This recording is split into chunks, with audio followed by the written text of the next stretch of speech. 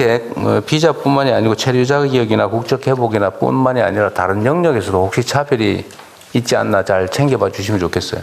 네, 차별 없는 포용적 동포 정책으로. 네.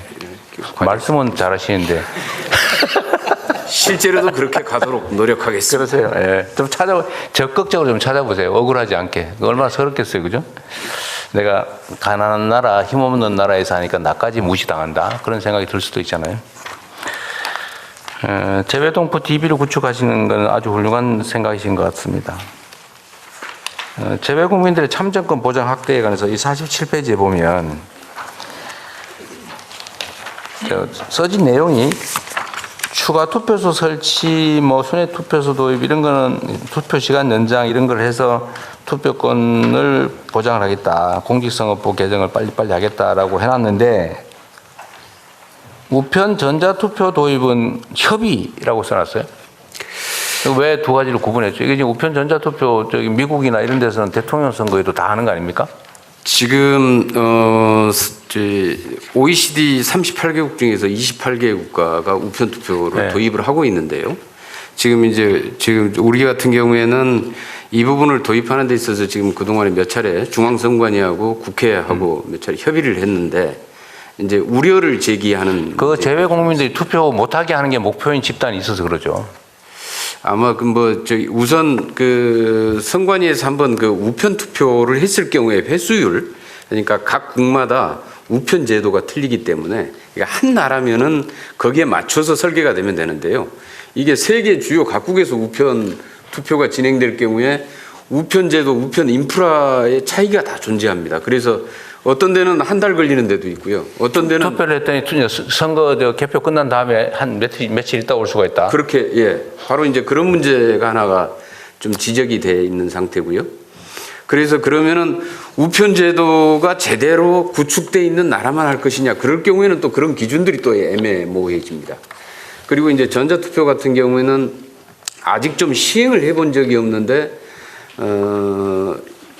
그 부분에 대한 지적이 눈으로 투표를 검증할 수 있어야 된다라고 얘기를 하기 때문에 지금 이제 만약에 보이지 않는 전자투표의 형태로 했을 경우에 부정선거에 대한 의혹 같은 게 좀 더 훨씬 더 제기되지 않겠느냐라고 하는 우려들이 제기가 되고요. 그런 우려들이 물론 있는데 지금 그런 우려는 국내 투표에도 사실은 이미 있거든요. 예를 들면 요양병원 네. 입원자들에 대한 투표는 지금 우편 투표하지 않나요? 예. 부분적으로 그 정신없이 이렇게 거의 반의식 불명 상태에서 누워 있는 사람들 투표권은 누가 행사하는 거예요, 사실은. 그렇게 따지면 사실은 그런 문제는 똑같이 있는 것 같아요. 예. 문제는 그런 부작용 일부 문제가 있더라도 예를 들면 특수한 지역 국가에는 우편 제도가 좀 미발달 또는 좀 늦어서 그렇다면 보완책을 만들 때 그것 때문에 다른 나라에서 우편 투표할 수 있는 우리 재외 국민들의 투표권을 제한한다는 게 말이 안 되잖아요. 나라의 주인이라면서요. 그래서 지금 그런 해외에 나와 있다고 투표를 그럼 사실상 못하게 하면 되겠습니까? 그런 부작용들이 설령 가능성이 있더라도 이 부분을 전체적으로 큰 참정권이라는 틀 속에서 어떻게 이 부분을 인정하고 제도로서 도입할 것인지에 대한 좀 국민적인 합의가 필요할 것 같습니다. 협의할 게 아니라 추진을 하세요. 당연한 걸 갖다가 전에 우편 전자투표 등 가능한 참정권 확대 방안을 지금 국회 법안도 발의가 되어 있는 상태고요. 국회에서 지금 심의도 이루어지고 있습니다. 논의를 이렇게 재외동포청이 너무 소극적으로 응하고 있는 느낌이. 아니요, 동포청은 굉장히 적극적으로 하고 있습니다. 근데 분류는 아닌데요. 위에는 입법 추진 써놓고 밑에는 협의 이래 써놨어 내가 그런 거예요. 왜 분류하지 마세요? 동포청은 일단 동포의 요구들이 동포사의 요구가 워낙 강력하기 때문에 동포청은 굉장히 강력하게 추진을 하는데 강력하게 하세요. 그러면. 동포청이 힘이 별로 좀 없어서. 자, 동포 전담 영사를 도입하자는 얘기도 있는데 영사는 원래 동포 전담 아니에요?